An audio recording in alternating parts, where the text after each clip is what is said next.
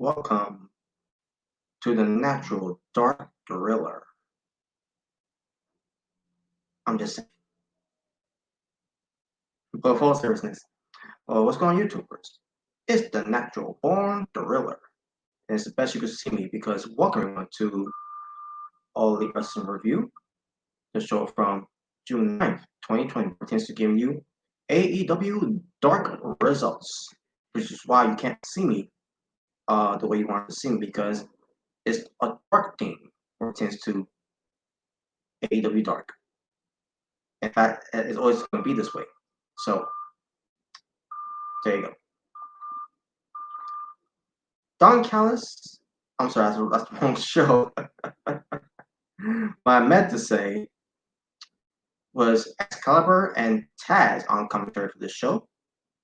And they were in Jacksonville, Florida, Daily's Place. So it's right to it. And also, Taz is expecting the arrival of AEW World Champion as Jon Moxley makes his debut on AEW Dark. So there you go. And we'll get to that later. And basically, spoiler, that is going to be the main event match. Jon Moxley's going to be the main event match, and we'll get to the main event later. We'll get to Jon Moxley. In the meantime, let's start with the first match, which was Lawler and Fuego del Sol versus SCU, which is Frankie Kazarian and Scorpio Sky. Match happens as it being pretty decent with SCU winning with the SCU later. And there you go. Yeah, it was a decent match. I enjoyed it. And there you go. We go backstage and we see Mr. Brody Lee, the exalted one of Dark Order. He addresses Alan Angels, to be known now as 5. Oh, wait. There we go. 5. Try again. 5. There you go. So, yeah. Alan Angels, now being called by 5, he's part of the Dark Order. He's wearing the mask, and he's been recruited to the Dark Order because he's one of the guys that ends up losing a lot. And there you go. And apparently, Alan V, well, let me just say this, at Alan_V_Angels is on Twitter. I can't wait to follow him. So, I like this guy too. Now, but now he's part of Dark Order. So, what can you do? He's called 5, and that's the name he goes dip with. Lee Johnson versus 5, and basically, match itself it was back and forth a little bit. Actually, I can't remember if it was back and forth that much because I remember, Lee Johnson gained the better of 5 in the match. At the end of the day, it was 5 getting the win. Oh yeah, as a matter of fact, yeah, I do remember now. Lee Johnson was getting some better offense in the match against 5, but 5 was getting the better of him in a way. Also, Brody Lee, Mr. Brody Lee comes out, encourages him. Well, not, basically by coming out, he didn't say anything. Mr. Brody Lee didn't say anything. He just came out there and that's when 5 ends up getting the encouragement. Guys, the rest of the Dark Order that was basically it's 10. Alex Reynolds and John Silver wasn't doing that much, so Mr. Brody Lee came out, and there you go. In the end, it was 5 winning the match. After the match, they continued to beat up on Lee Johnson, and there you go. The Dark Order are more stronger now, and we'll get to more when we get to eventually to the AEW Dynamite results for the next review of All Elite Wrestling. We get yeah, I'll go try pronounce the name again. Musa and Brandy Pierce versus Santana Ortiz, proud and powerful, representing the inner circle. And obviously, Santana Ortiz won in dominant faction. Because if they weren't proud, then they wouldn't be powerful. Just saying. But yeah, also a dominant tag match, it needs to be what it needs to be. Santana Ortiz are on the road here. And pretty soon they'll be going to the tag titles. and I can't wait. I think it's time for them to become the AEW World Champions eventually in 2020. Next we get to QT Marshall. No, not QT Marshall. QT Marshall. He's approaching Dustin Rose and Brandy Rose. Basically telling them, we got this new Natural Nightmares T-shirt that was made by Ali, and basically he wanted them to wear it, and basically they're complaining about it's not our size and everything, but Ali made it that she wants to expect you to wear it and everything, and so please wear it as we go when we go out there because QT Marshall's gonna have a match, and we'll get that later. We get Anthony Katina, I think that's how you say his name, teaming up with Pineapple Pete, versus the Butcher and the Blade. And the Butcher and the Blade also won in a dominant tag team fashion. There was some offense a little bit pertains to Pineapple Pete, but that was basically just about it. Because at the end of the day, it was the Butcher and the Blade winning this match. What was next? Oh, yeah, so we get the debut of we get the AEW debut of someone named Zach Clayton, and he goes up against QT Marshall, being accompanied by Ali, along also with Dustin Rose wearing an oversized T-shirt, and Brandy Rose also wearing, I guess you could say she was wearing either an XL maybe. Meanwhile, I think Dustin Rose was wearing a double XL. I can't remember, or you couldn't really tell.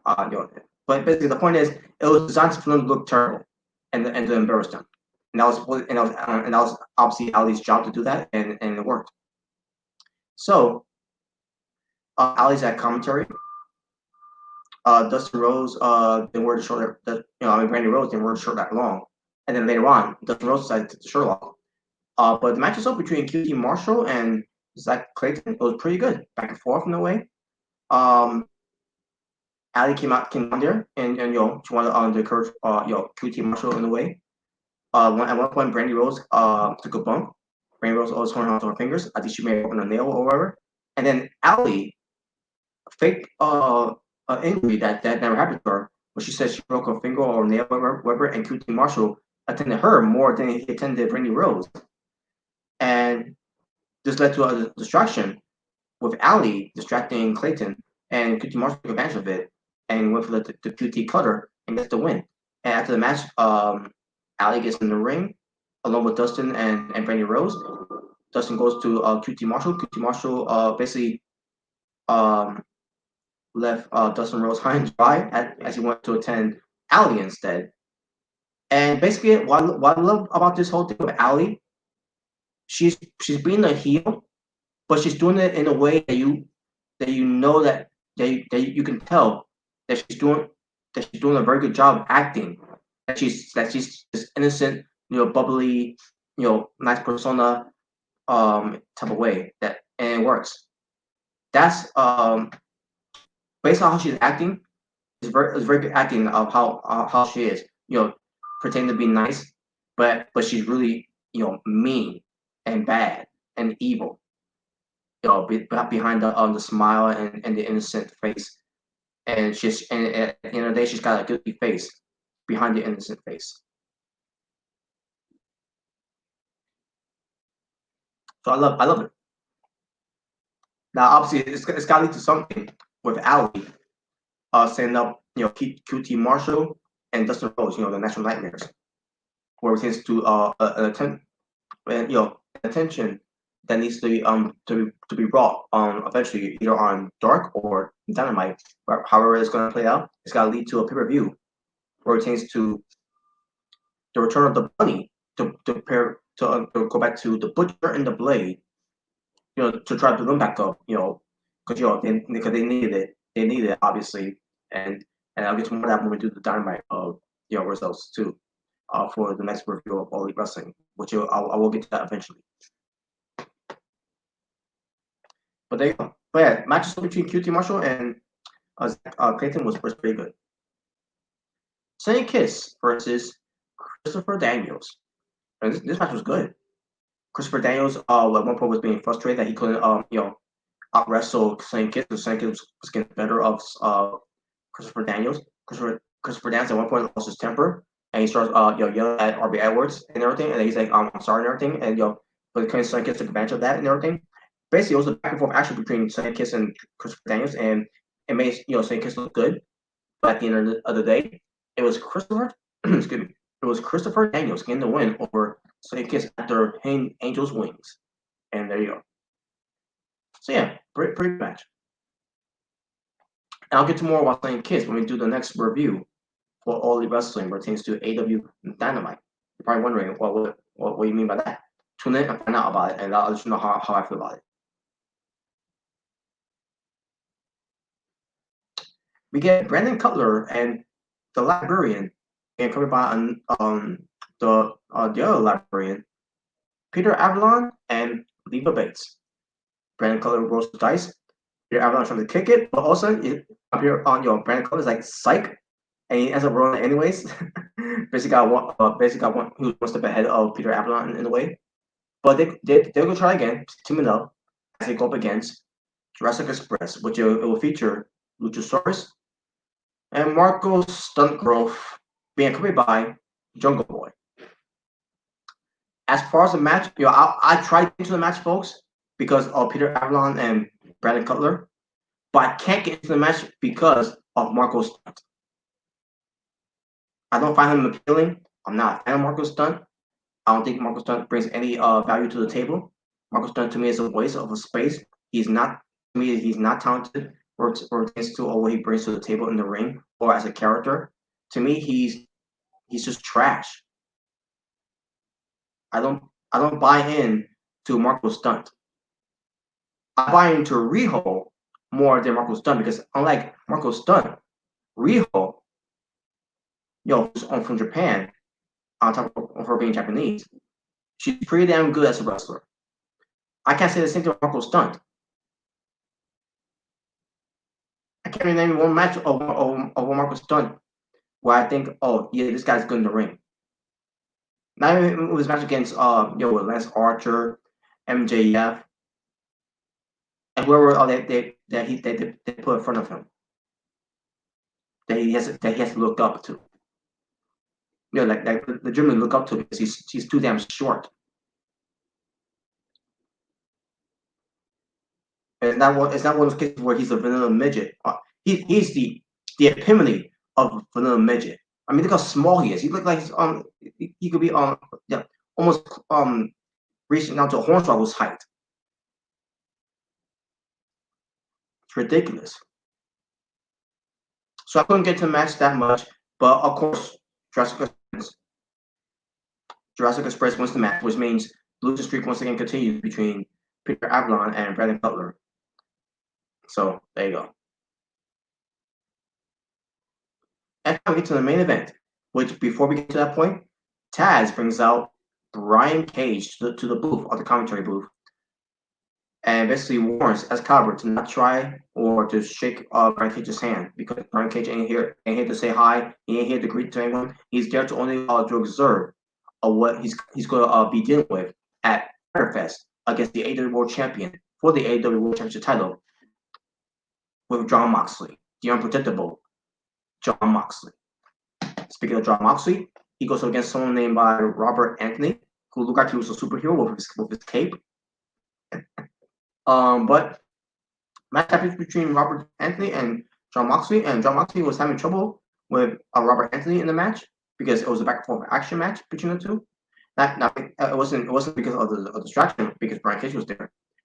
It's just because they're focusing on this guy named Robert Anthony who got a superhero like entrance because of the super cape that he had on. I'm not trying to say he did an entrance from the Raptors, whatever.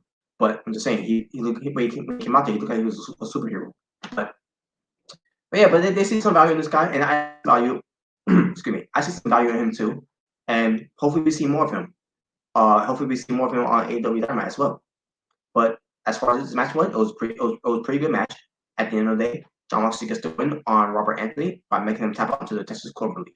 And there you go. Taz congratulates Jon Moxley of winning.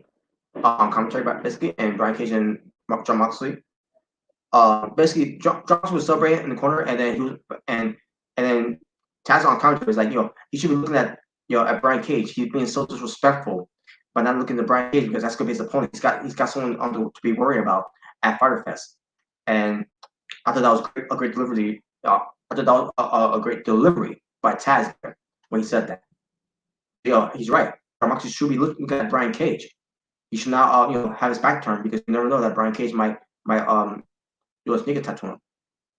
So, but but at the same time, Brian Cage doesn't need to be doing that anyway because look at him. He's a freaking machine.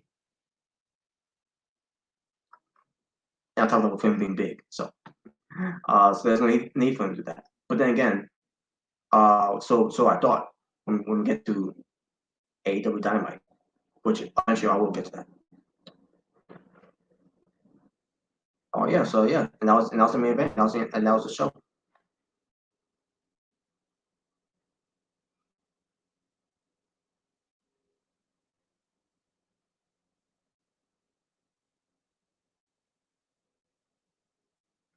There were 8 matches on AEW Dark. An upgrade from the last AEW Dark match. Show, I meant to say. But let me just double check.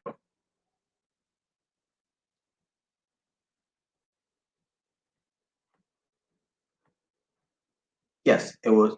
Oh, actually, no, it was 9 matches, but maybe I'll triple check one last time.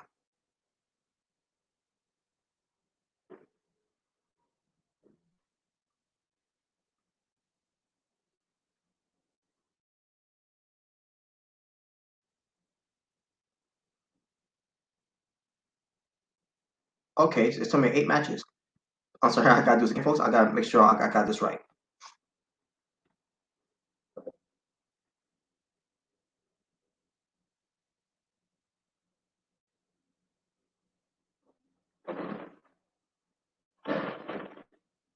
Okay, it was 9 matches.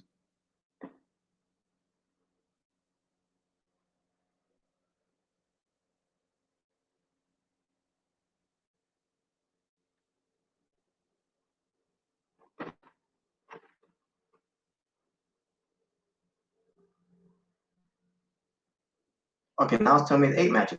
I'm sorry, folks. I just want to make sure of this. I apologize. It was looking confusing there.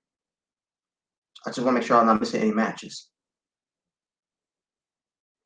What I need to do next time is to count matches before I start doing this.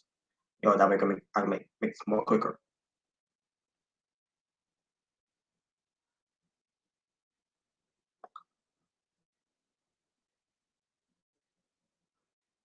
Okay, it was 8 matches.